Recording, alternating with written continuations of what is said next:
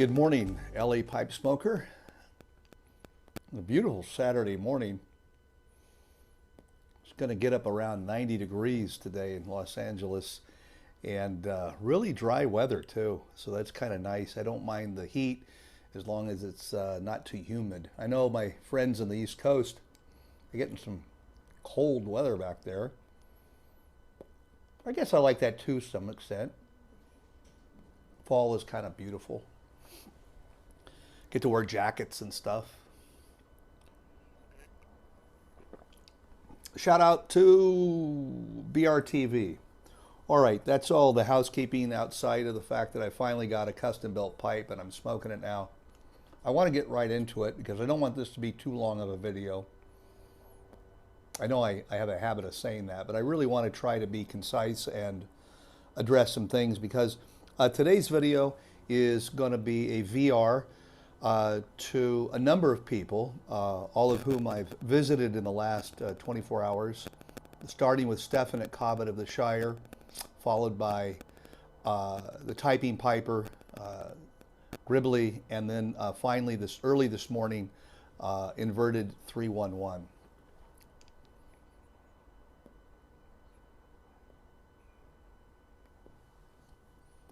What unites all of these folks together is the topics of depression, of voice, in particular white male voice,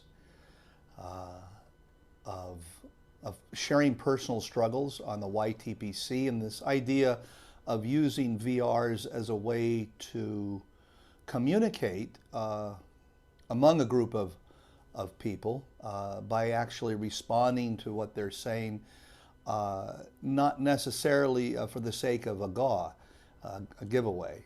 So I'm going to jump in and respond. The way I thought I would do it is to respond briefly to each of the four, and then kind of add my own thoughts to it as well, or my own ideas, own feelings perhaps.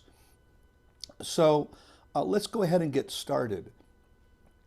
The first person I visited was Stephen Cobbit of the Shire. And I'm sorry if I don't know everybody's first name. Maybe this can be rectified as I leave my VR on your site.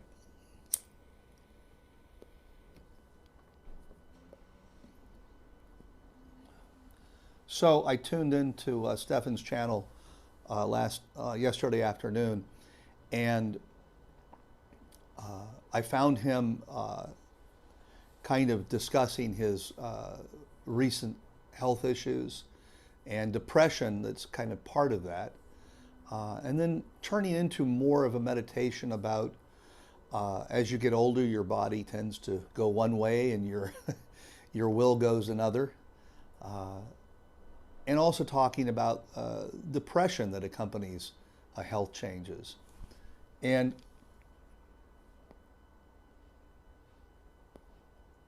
what occurs to me is that my response to that immediately was I wanted to make it better for him. I wanted to fix it. I wanted to make him smile. I wanted him to joke, although he does give a really good joke at the end, so you might want to check it out. And more broadly, how as men we're a little uncomfortable with so free-flowing discussing our feelings. I think more so perhaps in the UK than in the USA. We tend to be very expressive, at least as I've experienced it.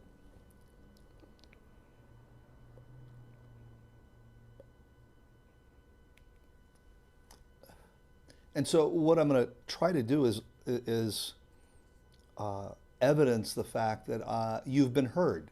The Stefan, that I heard you. And although I don't share your physical maladies as such, I know as I get older, I'm turning 60 this month, I've been put on blood pressure medication, which means this cat is helping me with that. Every time I have an encounter with my cat, usually my blood pressure goes down. Sometimes it goes up. Little furry guy, gal. Sorry, Lucy. Let's do this. How about if we have you say hello, and then goodbye. Thank you. But, I mean, the reality is that now, since I'm on blood pressure medication, my flying certificate is not valid. At least my medical isn't, so I can't fly, and that's tough. I could get a doctor to, check me out and say it's under control, blood pressure's under control, so on and so forth, and then fly. But it's not only the health issue. Flying and is very expensive. So, I think I've alluded to this before perhaps, but, an hour flying is effectively almost $200. And that's a lot, at least for me on a school teacher's salary. So that's been a moderate change in my life. And, you know, I suppose it's not going to get any better. In other words, I lose some weight, I think things will get a little bit better perhaps. And I'm trying to do that. I've lost 4 pounds this week, so I'm working on it. But what I thought was more important is that instead of trying to fix everything, just try to be a better listener and try to let you know that I've heard you and that that your words mean things to me, that they do affect me, and I think about you, and I keep you in my prayers as my faith tradition suggests. And I wanted to pass that along and let you know that even though we've never met in person, I feel a kind of camaraderie with you and a care for you over the last year or so as I've gotten to know you online.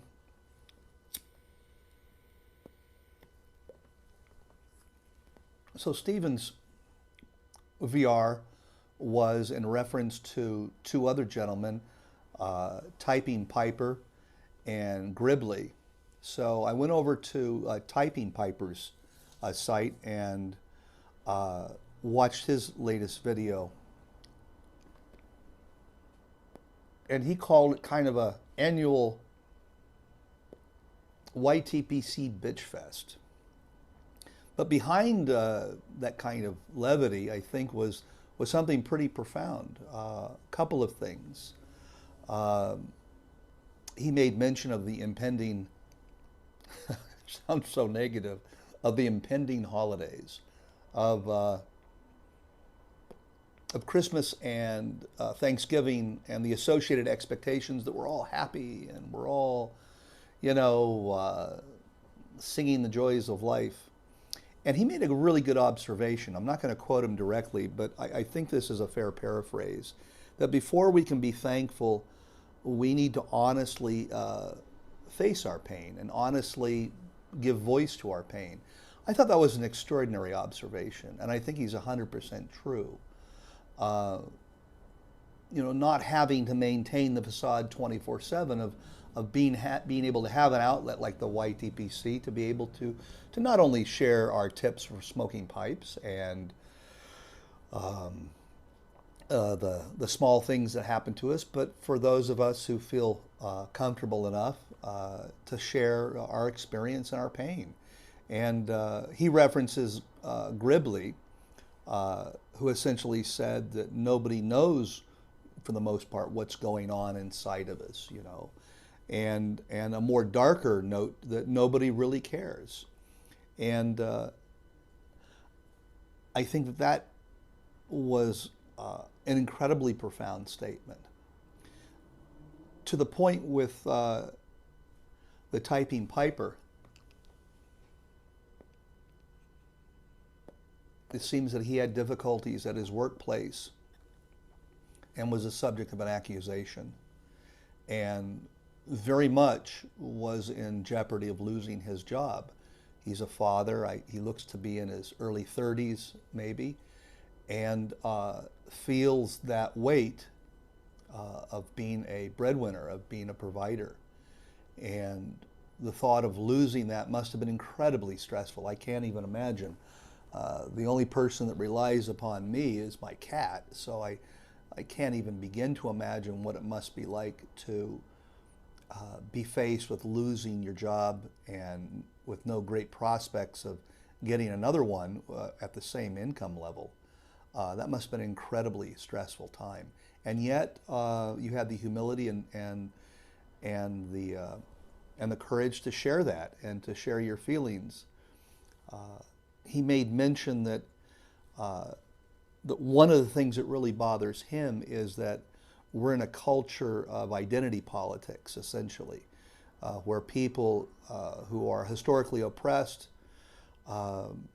use that as a way of essentially making the statement, as I understand it, that you can't understand my pain.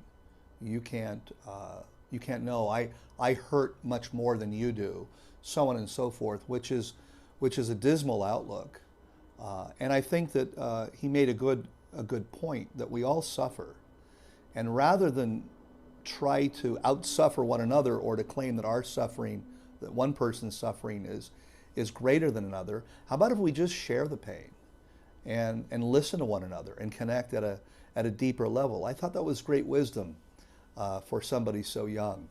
I certainly wasn't that wise at his age. I probably wouldn't even be able to talk about my feelings.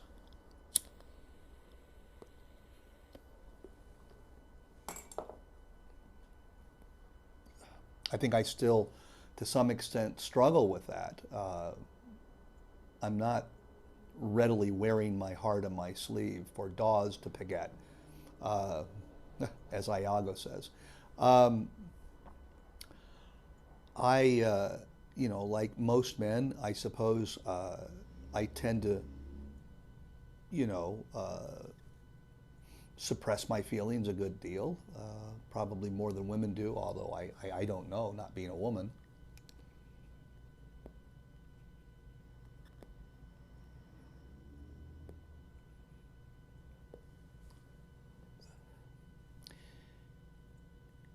His central complaint was surrounding the idea that he feels that his voice has no validity in our culture today. As a white male, he feels that because so many other people have suffered so much, that his voice carries no weight. And so I want to respond to that. I am a member of an historically oppressed community. I don't even like to talk about it that way, but I am. As a gay man, we've had our difficulties as a community, as a group of people. But I want to say right now that if my pain or my experience of pain of being gay in any way were to make anybody feel that their pain is invalid, I would have to say it should be just the opposite. If anything, my pain should make me more sensitive to listening and honoring other people's pain, regardless of where it falls in my experience. I suppose, the point that he made was, pain unites us all. We all suffer. And anything which gets in the way of us being able to feel as if we can't communicate that pain is not something that's good. It's harmful. And so in that vein, maybe a YTPC bitch fest on an annual basis has some merit.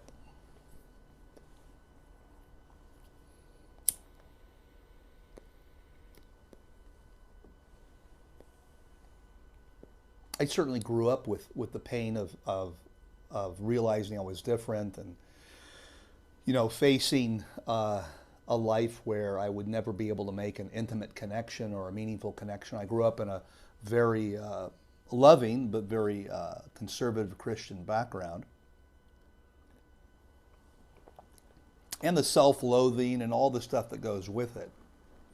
And so in some respects, I have a very well-defined wound or a very well-defined pain. But if I let that define me, if I let that if it becomes a symbol of my oppression, I think that I'm missing the boat. If it helps me broaden out and become more respectful of others who have pain, or to be able to sense the pain in others as well, not just members of my own so-called community. I don't know what the hell that means. All gay people aren't the same, outside of the fact that we share an attraction for members of our own gender. If I can't connect with other people, that's a big problem. And I think making the connection outside of people who share my sexual orientation is incredibly important. You know, we need to connect as humans, not as categories. And I think there's been a lot of a movement with these identity politics, which do nothing more than divide us, and it ends up being I suffer more than you suffer, and in a way of espousing my suffering, I deny you the validity of your suffering. I think that's all a load of crap. I think that we need to honor each other's suffering, wherever it comes from, whether we can share personal experience with it or not. We all can reference our own pain and our own suffering, and in doing so, be more empathetic. And in some respects, work as healers, as helping one another.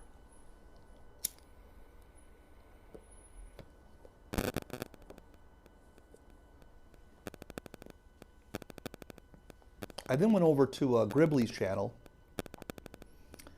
and first time visiting, and I'm struck with another younger guy, I guess in his early 30s too, late 20s, early 30s, raising a family, apparently a very talented editor of photographs, or photographer. I'm not quite sure.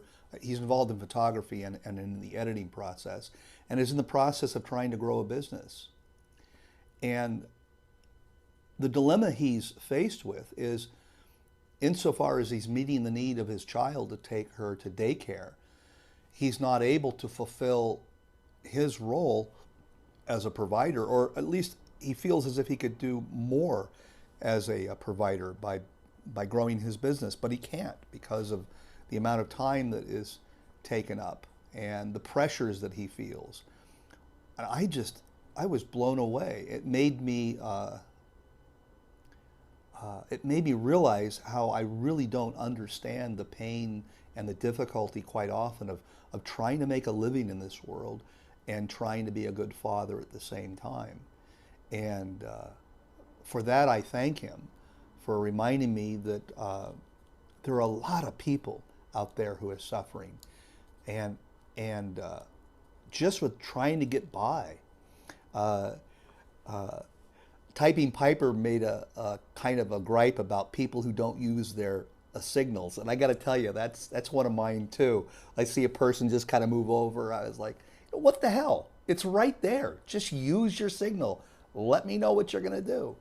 And then if I stop and think, well, maybe that's Gribley. Maybe he's rushing his daughter. Maybe he just forgot to, and maybe he's struggling too. And instead of, me getting mad at him, maybe I should just say, he's just trying to make it. He's doing the best he can. And I really admire Gribley for that struggle, for the way he's facing it, and the fact that he's willing to share that. I really admired that. So I suppose the purpose of the video is to let you know that you're not invisible. You're not somebody that means nothing, and your pain is seen. The courage, and also your courage to share it. I think that is what impressed me as well. That you went ahead and said, "Hey, look, this is my story. This is what's going on."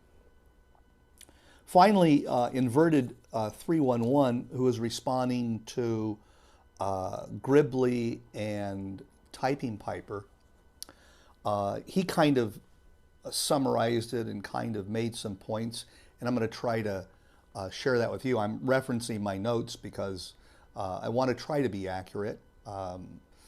Oddly enough, as a teacher and a clergy person, I'm not the best listener in the world. I'm trying. I think I'm getting better.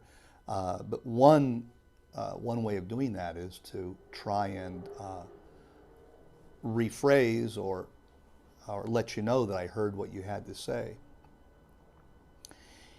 He makes the connection with this idea of white male suicide and the depression of white males. He talks about it, and his own dealings with depression and his own feelings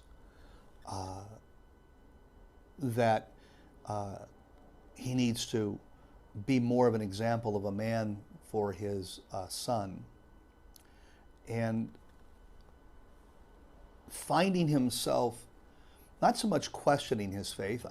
If I get this correct, he's a Christian as best I can tell. I think he is. He references that, but I think as anyone who is maturing in their faith realizes that religion doesn't answer all of our questions.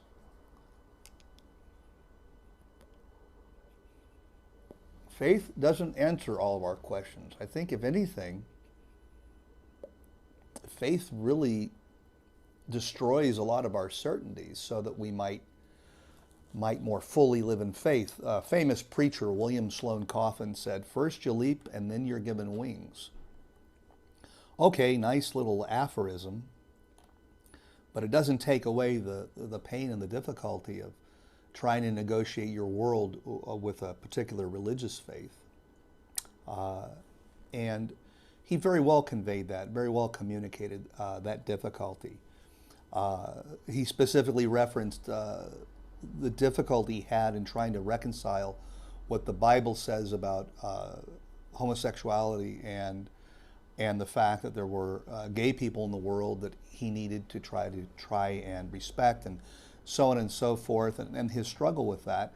I think the fact that it's any struggle at all for him evidences the fact that he is starting to encounter the world as it is, and is putting his own conscience and his own need to be a good person above and beyond any particular ideology. And I think that's really mature. I don't know if I could do that. The self-loathing that I had before I came out in my early 20s, if you'd asked me about gay people and stuff, I would say, well, here's the thing. Gay people annoy the hell out of me.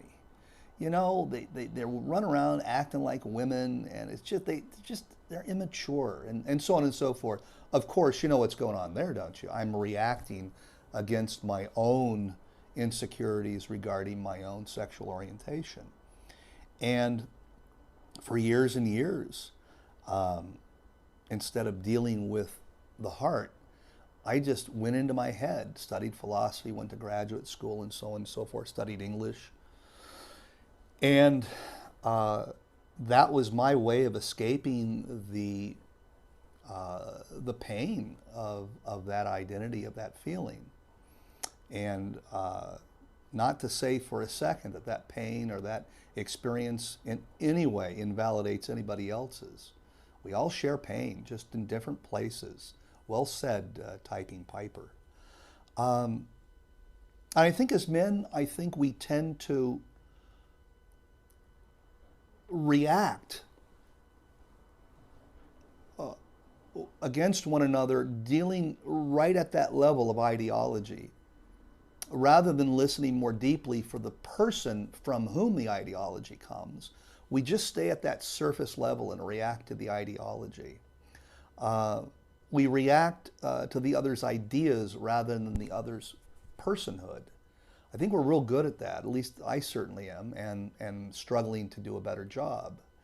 For example, if I was in my 30s and I heard, I'm a liberal, just kind of get it out. I mean, people would consider my views, would position me as a liberal. If it's a contextual statement for what I'm about to say. So if somebody said something like, the suffering of white males or things like that, so then I would say, well, I would say something contrary to that, or I would try to react to it at that level. Kind of like the way that inverted 311 would react to somebody's being gay at that level. It's contradicted in the Bible. You can't be a good Christian and also be gay. So we're up here, interacting or reacting with one another at the level of ideology.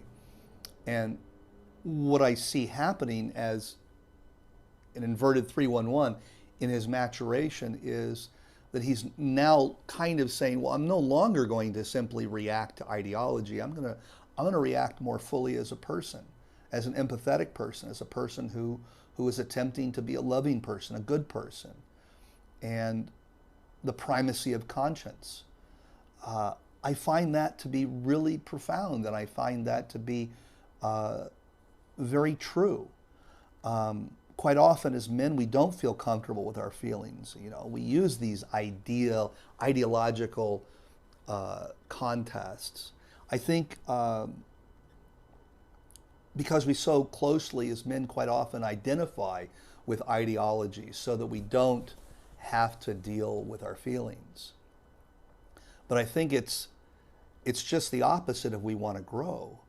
I think we need to look beyond the label. I have some friends who said, I won't even talk with Trump supporters. And they just are hysterical about this. And I say, well, you're missing the person. You're missing the opportunity to connect with another person simply because you're reacting about who they voted for? Really? Jesus. Get a freaking life. I think first and foremost, we need to seek out the person, not the ideology. We need to listen deeply and respond to the person rather than the thought. And so,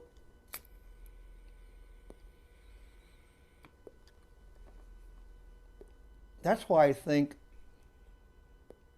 exchanging VRs and things along those lines is a step in the right direction. Hopefully this VR has let these other 4 people know that, I've heard them, that I've heard Stefan, that I've heard Inverted 311, that I've heard Gribley, that I've heard the Typing Piper. I'm hoping that you feel like you've been heard, and in some way I'm honoring your pain. I'm telling you that I've heard you, and I've shared a little bit of my own personal pain. Shared with you that I'm gay, although it's not a big a deal now as it was in my 20s. I guess to put it bluntly, I don't give a shit if people know I'm gay or not. It's just I am who I am. So I really appreciate this opportunity to be able to connect more fully with my my friends in the YTPC, and